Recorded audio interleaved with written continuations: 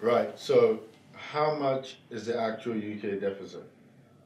That's a good question. The deficit is, i.e., the difference between what the government spend and what they earn is 2.6% of GDP, which roughly works up to about 52 billion. Right. That's the difference. So that's what they have to Try and balance. the books, i.e., try and make to get to zero by 2022. But so that's every year. So we're saying what? 2025. It could be May 22 or May 25. It depends on when the election is, but the idea is that by the next election is to get rid of that 50 million gap between spending and earnings. So it's 50 million right now, and it's trying to get that 50 million gap right down to 50 billion. Thank you, down to zero.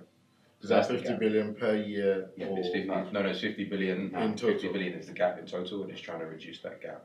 But you think about it, it's quite a difficult thing to do because the government make money, but they spend money as well, so that figure can always chop and change. And so it's trying to reduce this gap from 50 billion down to zero. There are a lot of fixed things and what I say assumptions in that. For example, that the population continues to, I say, age at the same rate. Our disease profile stays the same. Because I mean, healthcare is one of our biggest expenditures right now, and we're saying that the spending profile stays the same. And in that way, we're basically looking at just 50 billion.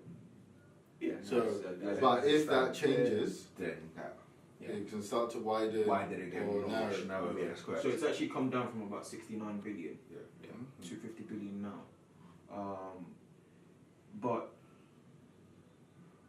if they are trying to balance the budget, then, like I just said with that scenario, that means somewhere along the line, There's gonna be cuts. yeah, or there's going to be more taxes, eventually. So ultimately, it does have an impact on my finances, doesn't it? I have a question. Yeah.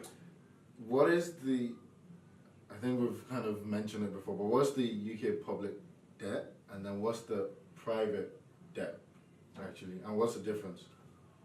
So the UK debt is the government debt. It's what the government owes.